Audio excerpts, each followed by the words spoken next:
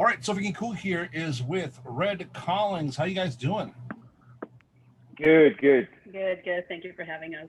I just got to say, I got an early preview of the track that's coming out this week, and it was amazing. Thanks, man. We appreciate that. Thank you. I'm glad you liked it. We're glad you like it. Yeah. So, I mean, there's some really powerful stuff in that song, "Torture." What's this? What's the song about? What's it mean to you guys? Well, it's been a really crazy year, and we all have had anxiety and depression and a lot of uncertainty. So I think mental illness is like a second pandemic. So it's been like a torture for all of us to be, locked down and all that. So that it's been really rough. So that was written, just to when you find that calming voice, when you find that special relationship that stops that torture in your head. So it's that's like the main theme, and it was musically it was written by Javier, and I mostly he's the lyricist, but this time I did the lyrics. Yeah, she did the lyrics for this one. So the song started with we had this riff, you heard the song and it started with this like double tapping on the guitar. Right. So we had been playing around that idea for a few weeks, and then Jessica came up with these lyrics, and like she said, man, like this pandemic, this song was written during the pandemic, and the video was recorded during the pandemic. Man, it just felt right to talk about it. I think COVID hit every person differently. It affect more, it affect more than others, but especially musicians and people that love metal, like music, just going to concerts and watching live music, and all of a sudden it's like, no, there's no live music anymore, man. That takes a toll on a lot of people. I think it's the industry that took the hardest hit, definitely. Yeah. Yeah. Well, I mean, it's got to be a hard hit as a musician. I mean, having something you do for a living taken away from you with no uncertainty when it's going to start back up. I mean, yeah, there's certain states now that are saying yes, and it looks like things are starting to finally go. They'll be touring later this summer and the fall, but for that last year and a half, your main income was stripped away from you guys. Yeah, absolutely, man. We went from playing every weekend and or at least 3 times a month to not playing at all. Yeah, it's got to be rough, especially even now with everything starting back up. It's going to be different. I mean, there's certain regulations in states like that. Some of the venues that you guys are used to play at probably won't be there anymore. I mean, I don't know where you're, but my neck of the woods, a lot of the shit around here closed down, and it's, I'm in New York, and it's yeah. Thankfully a lot of the venues here in Tampa, they survived. But most of venues in St. Pete, they're closed. Yeah. St. Petersburg, it's bad now. So that's where we are. We're in Tampa.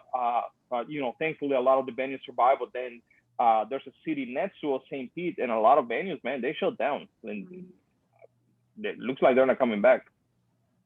Oh yeah, man, it's been hard for everyone, especially when you're in an industry like this. I mean, especially like I like the idea that you're touching on that everyone was tortured, so to speak. I mean, I've been living my life like Groundhog Day for the past year and a half. It's like fuck around with Netflix, maybe play a video game, but I was in one of the most locked down states there was, so we just started getting a movie theater just opened up last week.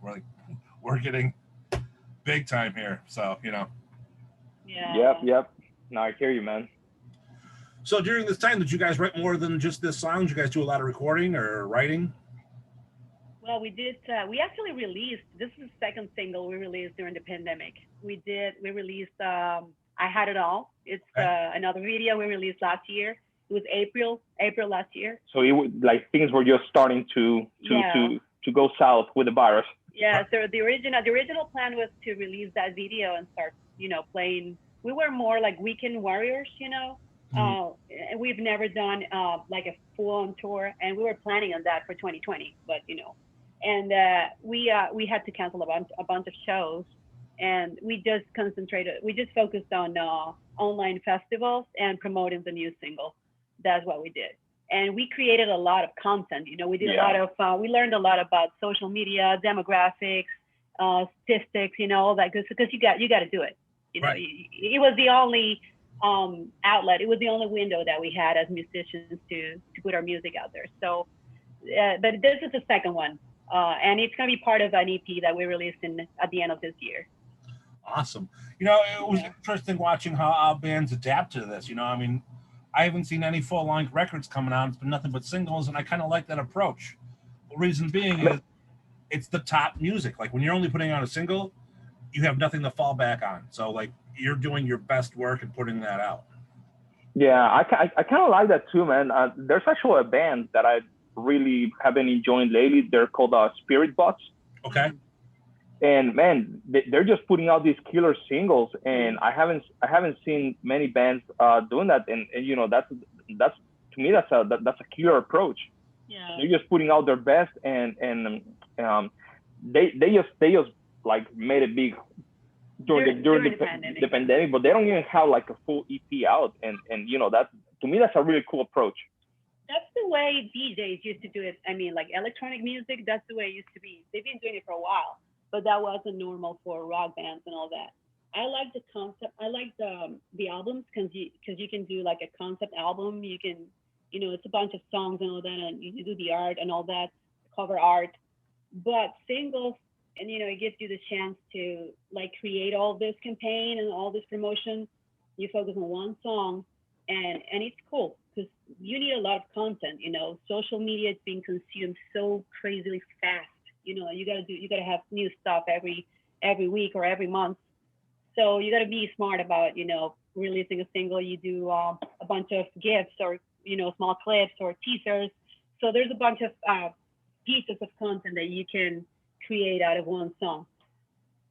I totally like that approach. I mean, you know, you got to think about all those bands that started putting stuff out at the end of March, like that, like the full album.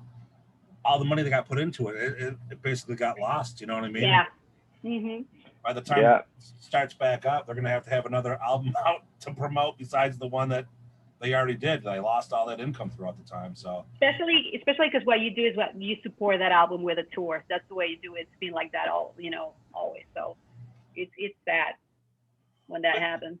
The good thing is, I mean, you know, there's a new approach. I mean, you guys seem to be taking it full on. You learned a lot during this time. You know, it was good to see. And one thing I've noticed is that bands were the only thing that were keeping us going during this lockdown. I mean, there hasn't been a lot of movies released, not a lot of shows, you know what I mean? But at least I can go and hear a new song like every couple of weeks from my favorite band. I mean, they give me a little taste and, you know, do that cycle 4 to 6, 8 weeks, whatever. I know I'm gonna get a new track because they're gonna keep teasing me with them singles until the yeah. You know? And we got to discover a lot of cool bands.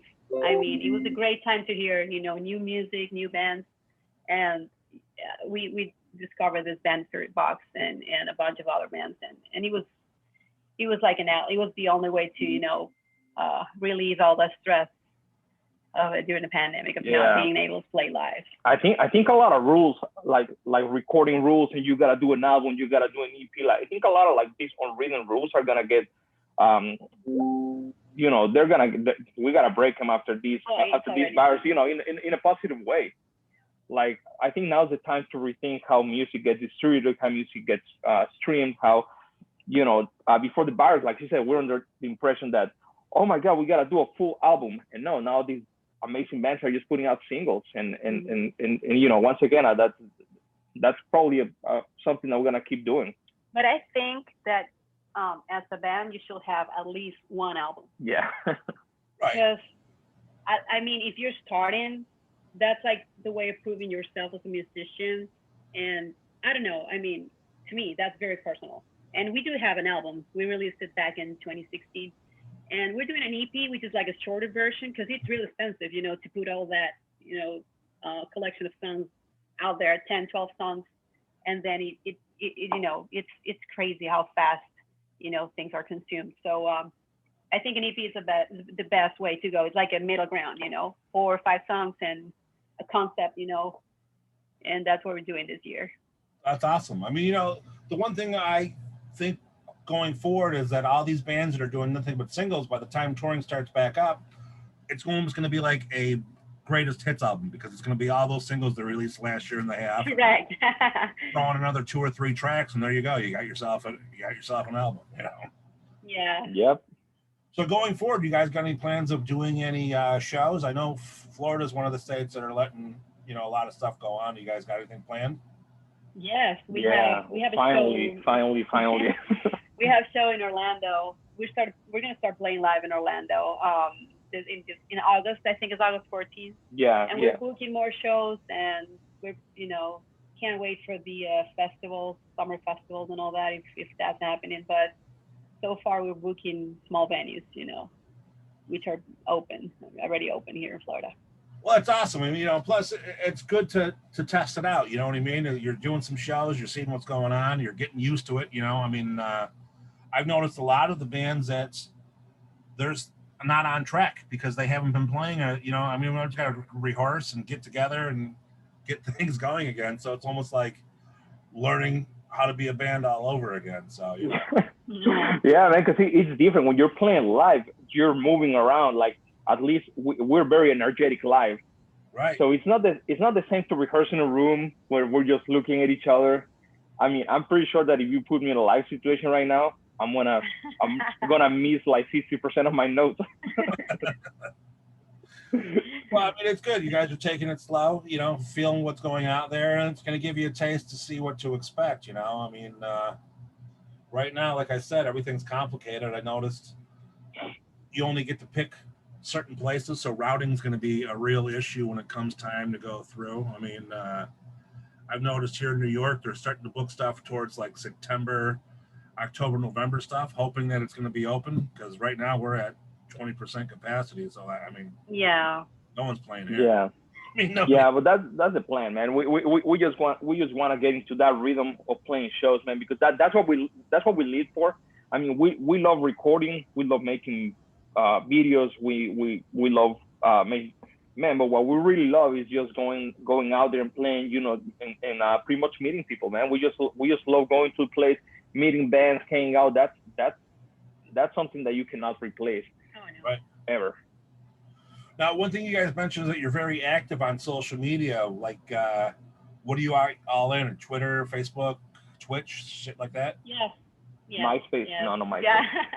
TikTok. Yeah, TikTok, all of that. And we have our website, IsraelCallingMusic.com. That's the hub. Everything's in there. And we did a lot of online festivals, especially in South America. That was like a thing. Yeah. We got to the festivals in Colombia, Argentina. So what we did is that we have this rehearsal space. We recorded the songs. And we just submitted the music. And they did a bunch of festivals. They started, I think it was August last year, and we got a be a pretty big fan base in South America now. Yeah, I kind of admire that, man. Yeah. Like they said, no, we're gonna keep doing music, and what they did is they started doing these like 3-day live festivals, right? Where they will stream, they will give a bunch of bands the opportunity to record themselves in a live situation, in the recording, in the rehearsal space. And man, they put up flyers. They actually treated this thing like if it was like a real live festival, and they put up the lineup, and they even had a person like introducing bands live, and Yeah. I kind of admire that, man. I know that there were a bunch of online festivals here in America too, and Europe, but it was crazy down there in South America. So Great, at man. least we got a new fan base down there, which is cool. That's something to look forward to, another tour of doing something international there, Yeah, correct. Now we have the connections already. Yeah, man, we even had an invitation to go play this live huge festival in Argentina. Coming out of that, and unfortunately they had to cancel due to COVID. But they were like, oh man, if COVID hadn't happened, like, and I think that's an area that before the virus we haven't looked into, man. Like we were just local. Now we're starting to see the power of promoting ourselves online. Yeah. Right. That's awesome. I mean, come out, starting off only known in your area, and pandemic ends, you guys are internationally famous now. We can't beat that. Brazil is crazy. You know, Brazil, it's got an awesome metal and rock fan base. It's amazing. Now, the one thing is, though, if you guys plan on going overseas soon, you got to pick whatever country that you might feel comfortable being stuck in for a few weeks. I know that's not happening anytime soon. Yeah. So people who are watching this, they want to follow up. They want to check out your online content. They want to hear this new song. They want to see what's next. Where do they go? What do they do?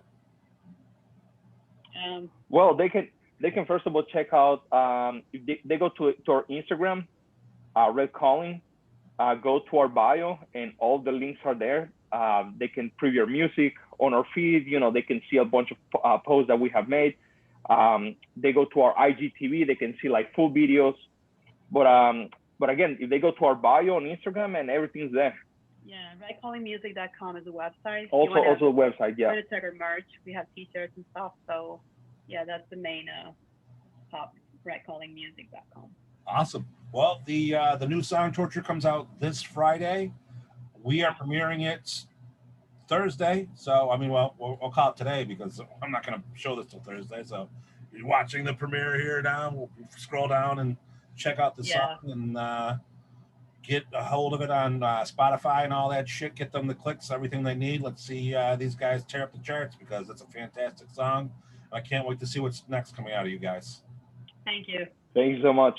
Thank you, guys. Like I said, you guys are doing great. I can't wait to see what comes next. And hopefully the world opens up and you guys might be able to swing by in my neck of the woods. I can see you live, kick back, have a couple beers.